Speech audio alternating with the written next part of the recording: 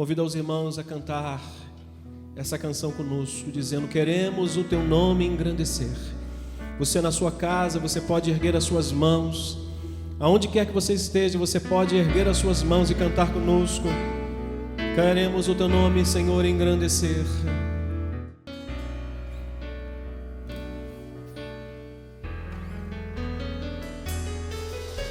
Queremos o teu nome engrandecer e agradecer-te por tua obra em nossa vida. Confiamos em teu infinito amor. Só tu és o Deus eterno sobre toda a terra. Podemos dizer isso mais uma vez. Queremos o seu nome engrandecer.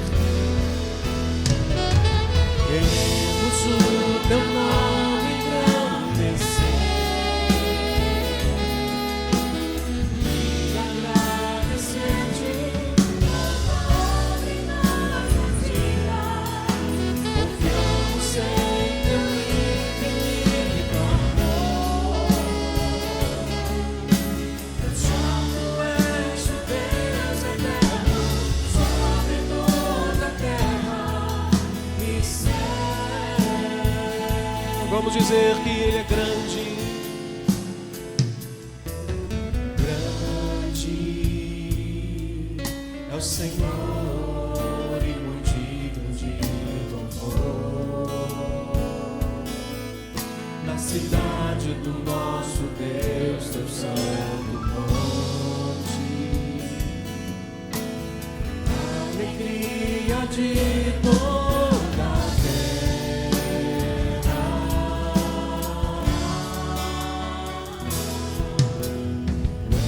Grande é o Senhor em quem nós temos a vitória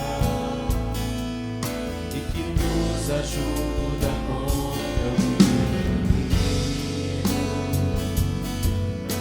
Por isso diante dele nos prostramos.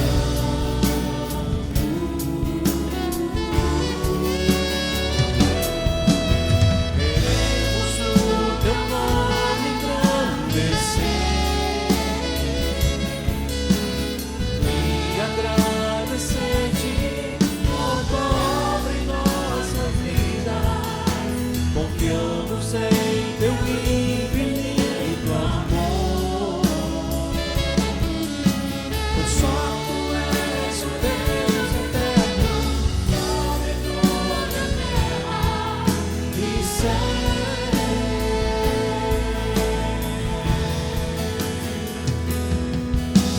Queremos o teu nome engrandecer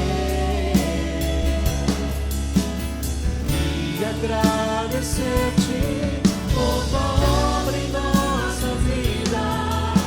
Confiamos em teu infinito amor. Pois só tu és o Deus eterno sobre toda a terra. Pois só tu és.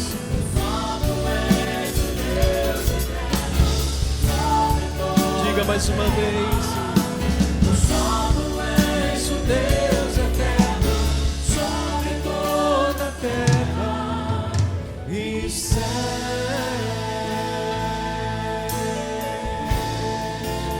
Queremos o teu nome engrandecer, Senhor, pela grande obra realizada em nós, Senhor. Te bendizemos o nome. Cante conosco. Queria tanto ver o meu Senhor descer, vindo me encontrar. Eu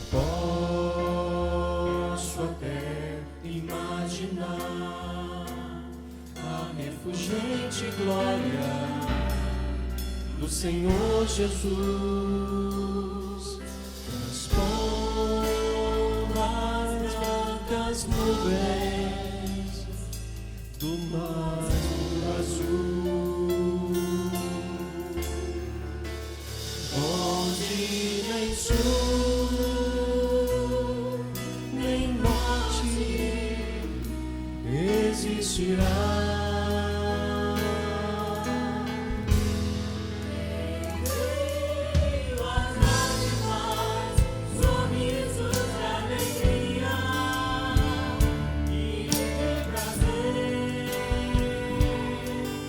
Eu que era cego agora posso ver, contemplar, enfim. Por isso eu canto glória,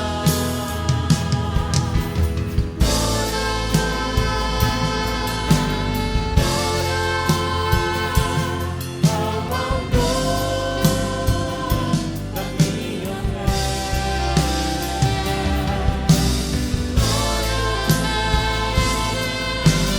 Glória ao autor da minha fé.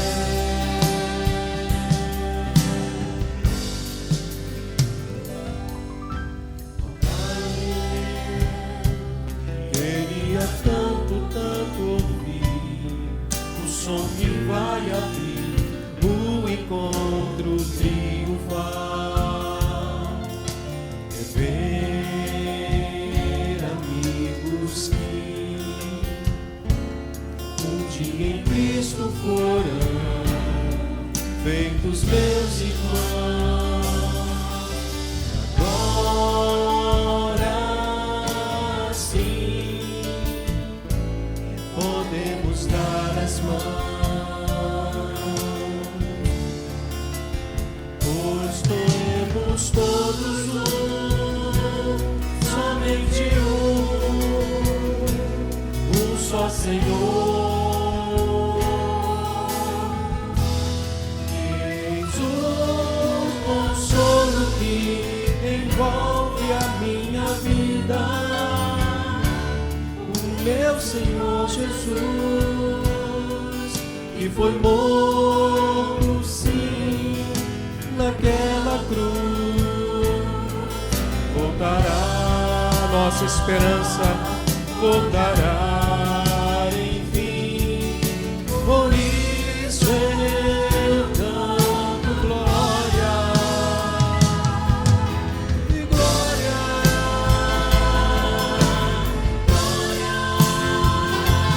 ao autor da minha fé.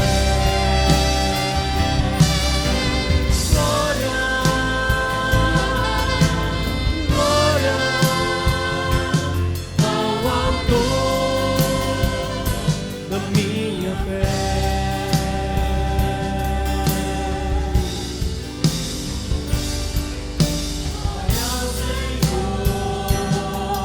Glória ao Senhor,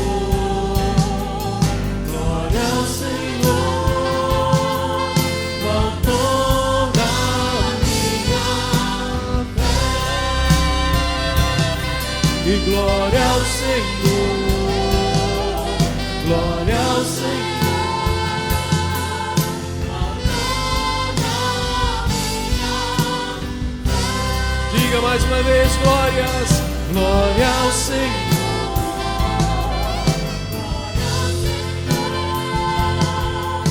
Autor da minha fé.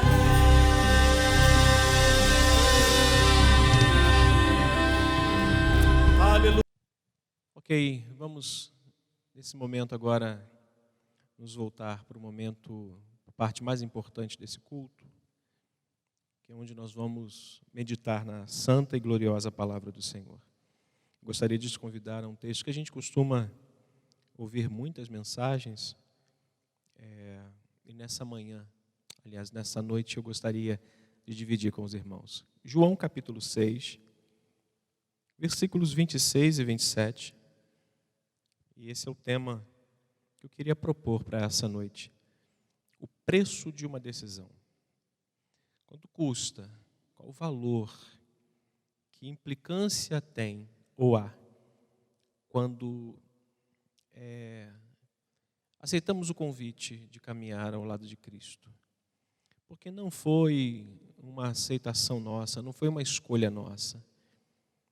que foi Ele que nos escolheu, Ele que nos convidou a andar do seu lado. Então, o preço de uma decisão é o tema que eu quero sugerir nessa noite para os irmãos.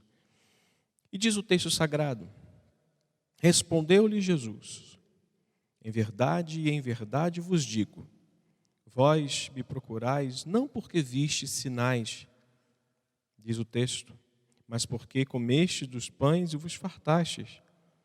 Trabalhai não pela comida que perece, mas pela que subsiste para a vida eterna, a qual o Filho do Homem vos dará, porque o Deus, o Pai, o confirmou com o seu selo.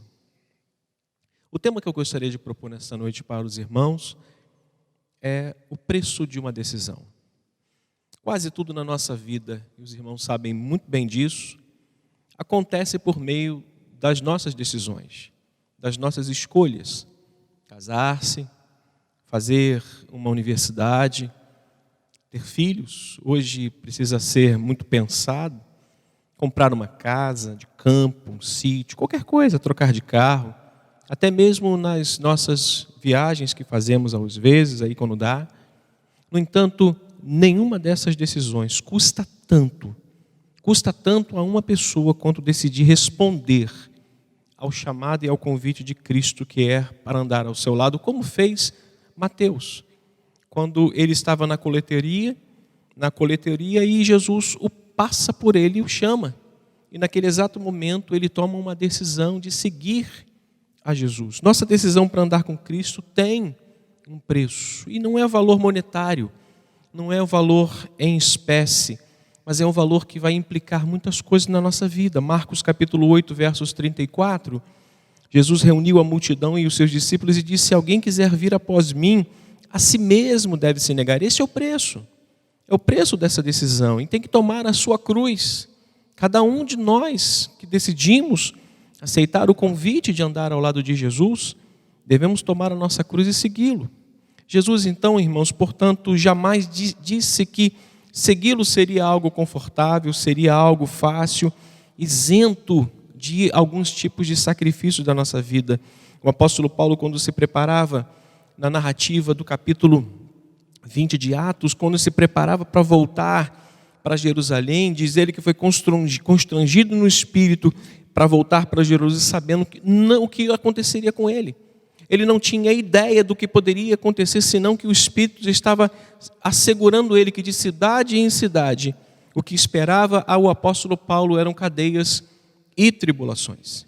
Jesus, portanto, jamais prometeu que aqueles que o seguissem seriam cercados de prosperidade material ou até mesmo de saúde física, que é algo que nós hoje temos lutado para nos manter bem na nossa saúde. Essa mensagem Jesus jamais pregou. Essa mensagem Jesus jamais incentivou alguém até mesmo a retribuir essa mensagem ou repassar essa mensagem, pregar essa mensagem a alguém. Ao contrário disso, irmãos, ele fez questão de ressaltar que ser um crente traria consigo um custo que deveria ser calculado. Sim, eu quero repetir isso, deve ser calculado, deve ser observado com muito cuidado e com muita cautela para aqueles que estão desejosos em segui-lo. Por que eu estou falando isso hoje? A mensagem que eu quero hoje propor aos irmãos, ela tem um cunho evangelístico. Por quê, pastor? Eu tenho observado, eu tenho visto isso, eu tenho recebido algumas mensagens, eu tenho estado em contato com algumas pessoas por meio de WhatsApp, por meio de telefonemas, até mesmo aqui na igreja, de quanto isso tem, essa situação toda que está acontecendo no mundo, tem levado algumas pessoas, feito algumas pessoas até mesmo a crerem agora, a caminharem, a desejarem se batizar. Irmãos, isso é maravilhoso de certa forma. Nós queremos agradecer a Deus, porque de alguma forma algumas pessoas estão sendo tocadas, quebrantadas. Algumas pessoas que talvez não tinham dado tanta atenção ao Evangelho, hoje talvez estejam se voltando para o Evangelho. Isso, de certa forma, é muito bom, porque este é o desejo de Deus, irmãos. O desejo de Deus é que todo homem o conheça, reconheça como suficiente Salvador. Jesus não quer que nenhum homem pereça. Então, de certa forma, isso tem sido para nós de uma forma muito alegre ao coração.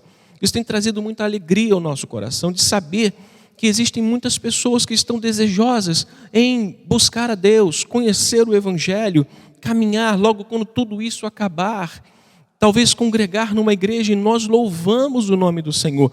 Mas é importante que essas pessoas, desejosas agora, em face de tudo que nós estamos enfrentando, desejosas de caminhar com Cristo, elas saibam um pouco o que significa seguir a Cristo.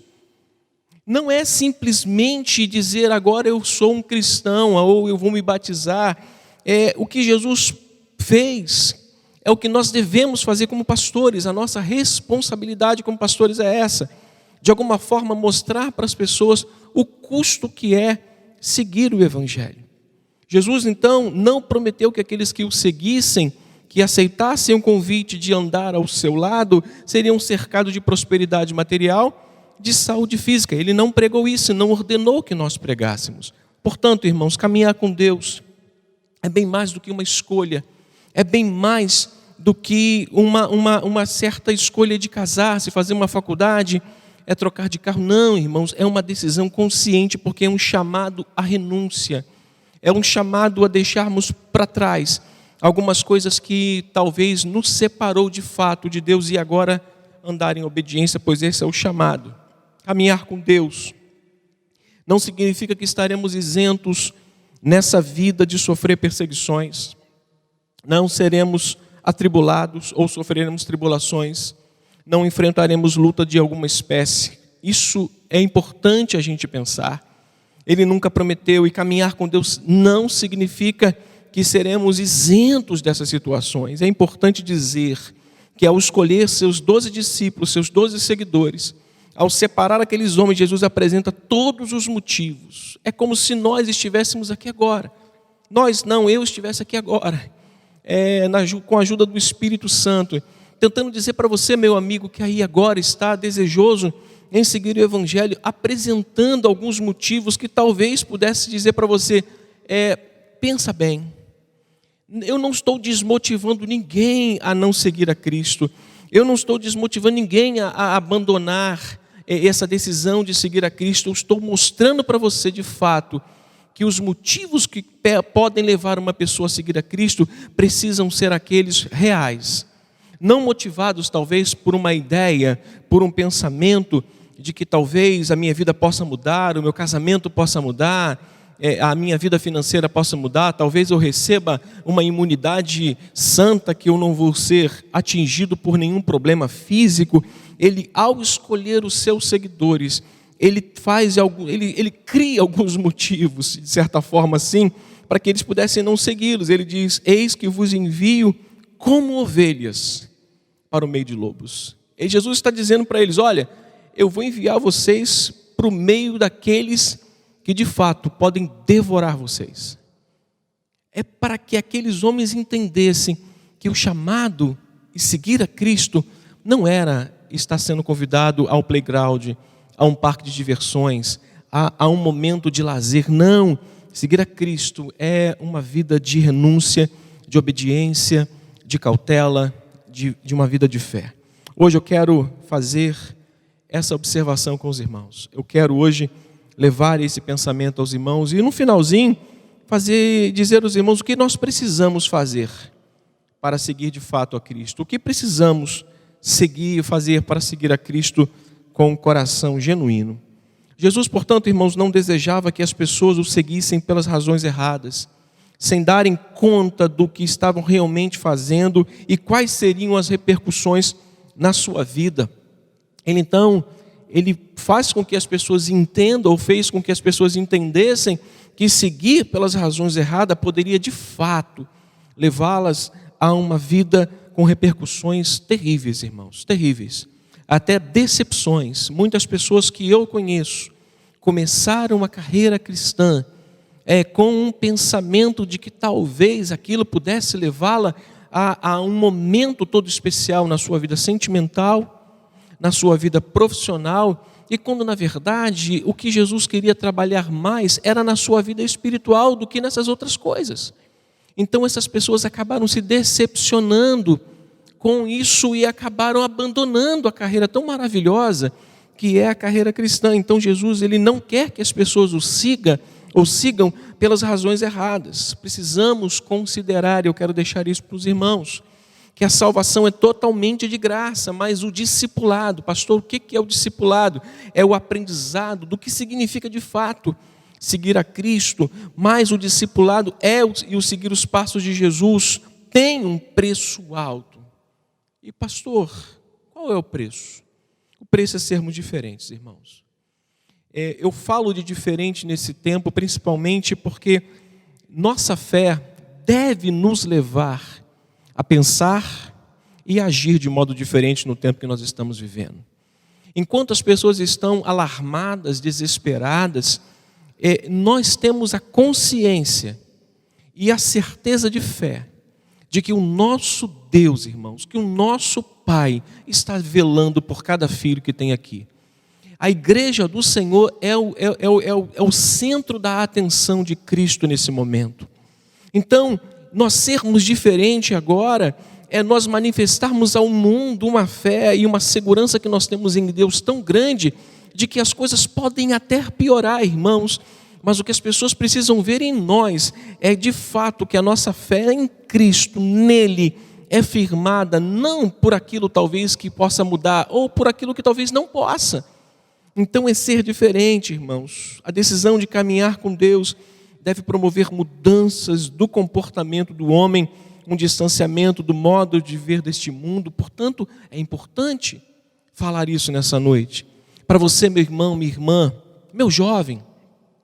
E esses dias eu estava vendo certos jovens ministrando a palavra, ouvindo a mensagem, e eu fiquei imaginando como deve estar sendo a vida dos jovens agora em casa.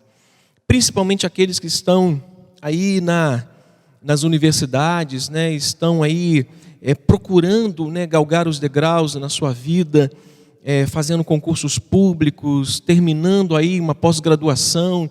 Eu fiquei imaginando como deve estar a cabeça desses jovens, como deve estar a mente desses meninos. Eu quero deixar uma palavra para os jovens nessa noite. Eu sei que Jonatas já ministrou a palavra para os jovens essa semana, com o diácono Leandro tem sempre falado isso aqui, mas eu quero deixar uma mensagem. Olha, irmãos, os sonhos de vocês, eles são renovados a cada dia.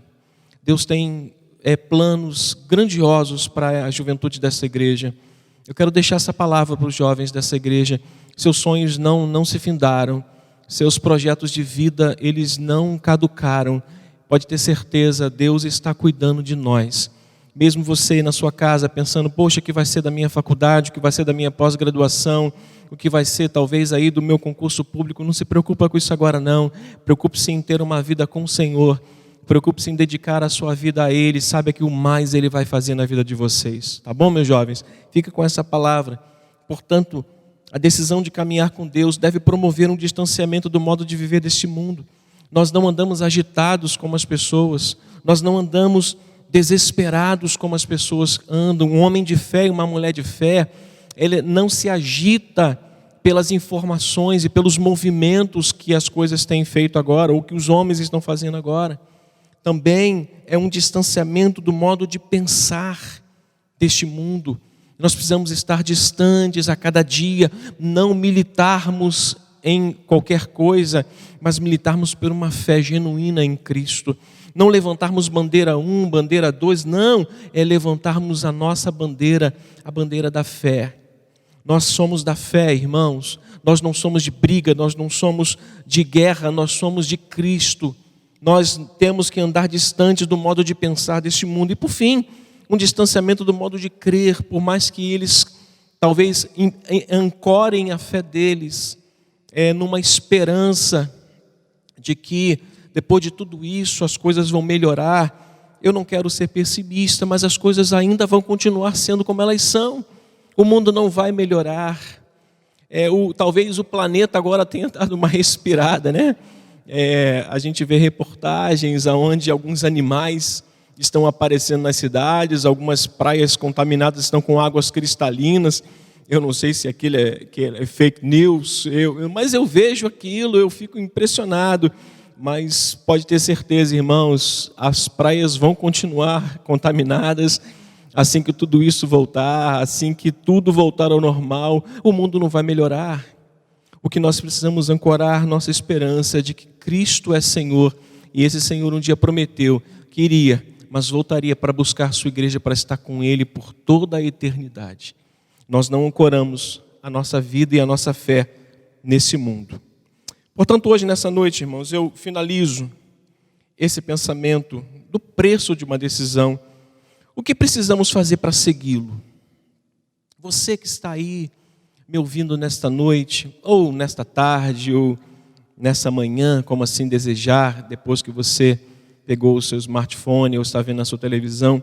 Primeira coisa que a gente precisa fazer, quando a gente olha para esse texto tão rico de ensinamentos do capítulo 6 de João, é que nós precisamos segui-los com motivações verdadeiras. Se tem uma das coisas que a gente pode fazer, e a gente até consegue quando a gente quer, é enganar homens, pessoas. Mas é impossível enganar o Senhor. É impossível a gente falar para Deus que a gente tem uma motivação que na verdade Ele sabe que não é verdadeira. A primeira coisa que nós precisamos fazer para segui-lo, seguir a Cristo, é ter no coração motivações genuínas. Teve um episódio de Mateus capítulo 8, versículo 18 ao 22, em que um versado escriba, procurou Jesus, logo após Jesus ter terminado o seu glorioso sermão do monte, capítulo 5 ao 7, logo após, a multidão estava maravilhada em ver o ensinamento de Cristo, e certamente os escribas estavam olhando, meu Deus, como as pessoas estão admiradas com os ensinos de Jesus. O que fazer senão segui-lo, para que talvez eu tenha o mesmo, para que talvez eu tenha a mesma repercussão no que eu faço, no que eu falo. E Jesus olha para aquele escriba e diz para ele, as raposas têm covis. Jesus percebe que a motivação daquele homem, assim como de tantas outras pessoas, que ao longo da sua trajetória aqui na terra, caminharam ao lado dele, Jesus percebe que a motivação daquele rapaz, daquele escriba, não era verdadeira. Então, irmãos, a primeira coisa que precisamos fazer é ter motivações genuínas no nosso coração. Muitas pessoas estão vivendo mal, dentro e fora das igrejas, por terem criado expectativas erradas sobre o Evangelho de Jesus. Elas criaram uma expectativa e que de certa forma estão vivendo mal, porque as expectativas delas não estão sendo alcançadas, porque elas criaram um mundo atrás daquilo, uma ideia que o Evangelho nunca lhe propôs, e o discurso que ele faz no capítulo 6 é justamente para criar isso, para fazer isso, para peneirar os que criam de forma errada para aqueles que estavam verdadeiramente motivados no coração em segui-lo. Pessoas estão abandonando, queridos irmãos, a caminhada cristã por estarem apoiando ou apoiadas em falsas ideias de um evangelho que mudaria instantaneamente tudo na sua vida. E hoje não é diferente. Com ensejo, com desejo, com até mesmo com a proposta de encher um templo, pessoas estão pregando, dizendo que as coisas vão mudar a partir do momento em que você pisar numa igreja. Irmãos, instantâneo, só achocolatado, só miojo. Então nós não precisamos e não podemos apoiar a nossa vida num evangelho que não nos promete mudanças instantâneas. Mudanças instantâneas só acontecem de fato quando Cristo quer, quando Deus quer. E vou falar que Ele não pode? Claro que Ele pode. Ele pode hoje mudar a sua vida, Ele pode hoje curar uma pessoa, Ele pode hoje curar o seu marido, Ele pode hoje libertar o seu filho, Ele pode hoje fazer o que Ele quiser, porque Ele é Deus. Mas apoiar a nossa ideia, a nossa vida, a nossa fé, na falsa ideia de que o Evangelho vai mudar tudo, vai mudar o meu casamento, vai mudar a minha vida financeira, vai mudar a minha condição sentimental e emocional, de alguma forma, está apoiado, irmãos, num tripé de isopor. Quando subirmos, vamos cair. Talvez esse tenha sido o grande erro de Naamã, que era um comandante ele cometeu alguns erros por pensar que a palavra do profeta para ele, se você quiser depois ver essa narrativa, segundo Reis, capítulo 5, ele se apoiou na falsa ideia de que a palavra do profeta a ele, quando ele fosse até o profeta olharia para ele e simplesmente diria para ele: olha, recebe a sua cura, e ele voltaria e a vida dele continuaria sendo como antes. Mas não, irmãos. Quando aquele homem se depara com o profeta o pede para fazer algo que certamente o confronta, o evangelho, um confronto à nossa vida. Naamã cometeu vários erros, eu quero deixar isso para você, no percurso até alcançar sua cura e salvação. Esses erros são muito comuns hoje no meio cristão. Naamã pensou que sua carta resolveria o seu problema. Lembra? Pensa comigo, se você puder remoer esse texto depois. Naamã pensou que uma carta que ele recebera do rei para enviar até o profeta ou outro rei para chegar lá, resolveria o seu problema da lepra. Naamã pensou que o dinheiro e o presente compraria o milagre. Pensa nisso. Pense nisso, que como as pessoas estão às vezes se decepcionando com algumas coisas no evangelho, ou estão apoiadas em falsas ideias, e que quando de fato aquele castelo de areia se desfaz, quando aquele lego que ela montou, ele se desmonta, elas perdem o chão e acabam abandonando. Naamã pensou que a sua posição seria um passaporte para a sua cura, e eu louvo a Deus por essa igreja, pela nossa liderança, pela maneira como nós nos comportamos. A pessoa do Bispo Rubem é o nosso referencial, como nós temos preocupação em tratar todos como irmãos. Nós temos pessoas que são médicos, nós temos membros que são advogados, juízes, mas todos eles são tratados dignamente como irmãos e filhos de Deus. Então ele pensou que a sua posição seria um passaporte para a sua cura. Ele pensou que poderia determinar onde e como o milagre deveria acontecer. Ele até sugeriu ao profeta que de onde ele vinha tinha rios melhores do que o Rio Jordão. Mas o milagre, irmãos, a bênção da cura acontece de acordo com a vontade de Deus. Então nós precisamos seguir o evangelho com motivações genuínas e não cometer os erros de pensar que ele pode instantaneamente mudar a nossa vida, quando na verdade isso é um processo. E nós estamos passando por esse processo hoje, irmãos. Nós estamos sendo refinados. Essa palavra ficou no meu coração esses dias. Eu creio que a igreja de Cristo nesses dias, a nossa fé está sendo refinada, apurada. Assim como o ouro, para ter a sua pureza, precisa ter contato pleno com o fogo, nós estamos sendo provados no fogo ardente. Nós estamos sendo purificados nesses dias, e que a nossa fé, que a sua fé, meu irmão e minha irmã, na sua casa, seja renovada e purificada em Cristo. A segunda coisa que nós precisamos fazer para segui-lo é termos consciência de que a caminhada não será fácil. Para você que está aí decidindo, e eu volto a dizer que a minha palavra nesses dias tem sido pouco evangelística, talvez voltado mais para uma palavra de orientação para aqueles que estão caminhando agora, estão decidindo caminhar. Nós precisamos estar cientes de que a caminhada não será fácil. Jesus disse isso aos seus discípulos. Jesus disse isso claramente para eles. E por fim, precisamos segui-los com a certeza de que no fim será muito melhor. Irmãos, nós estamos passando por um momento difícil, mas eu tenho certeza que após tudo isso, as coisas vão melhorar no sentido da nossa fé, não no sentido deste mundo, e eu tenho a plena certeza de que as coisas no final serão muito melhores, para a glória do nome do Senhor. Fique com esta palavra nesta noite, fique com essa pequena reflexão, sabendo que a nossa decisão tem um preço, e o preço é renúncia, obediência, mas que no fim o resultado é glorioso em Cristo. Que Deus abençoe sua vida. Nós vamos orar. Deus e Pai, nessa noite, eu quero me reportar ao Senhor, mas eu quero me lembrar daqueles que nestes dias, a despeito do que estão enfrentando, têm, ó Deus, de coração.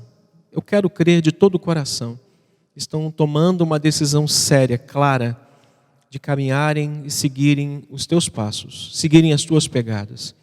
Ó Deus, que o Senhor possa fortalecer esses corações, firmar cada vida dessa, que o Senhor possa fazer com que esses homens e mulheres, jovens, qualquer um que seja, ó Deus, possam estarem convictos de que a caminhada não será fácil, mas no fim será glorioso. Deus ajuda, fortalece, conserva o teu povo, conserva a tua igreja, conserva de modo íntegro, Senhor, fiel, para que quando tudo isso passar, nós possamos olhar para trás e dizer: até aqui nos ajudou o Senhor. Foi bom ter passado por isso, para que eu possa reconhecer a tua grandeza e a tua soberania na nossa vida. Muito obrigado, Senhor, por esta noite, obrigado por essa palavra e pelos meus amados irmãos, em nome de Jesus. Amém. Que Deus abençoe sua vida, meu irmão, com todas as bênçãos dele. Bom?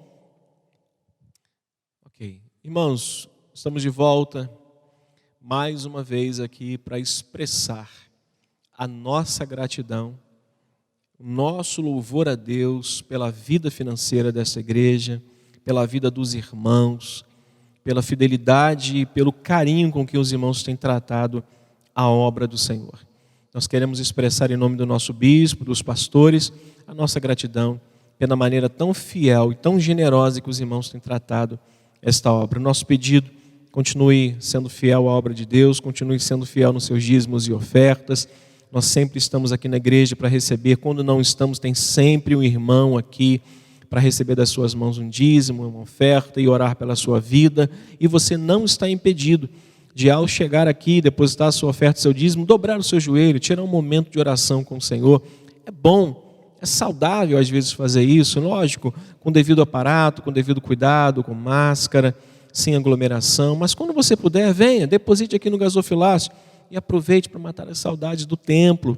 Venha, dobre o seu joelho um pouquinho aqui, faça como inúmeros irmãos fazem constantemente aqui. Então, muito obrigado pela sua fidelidade.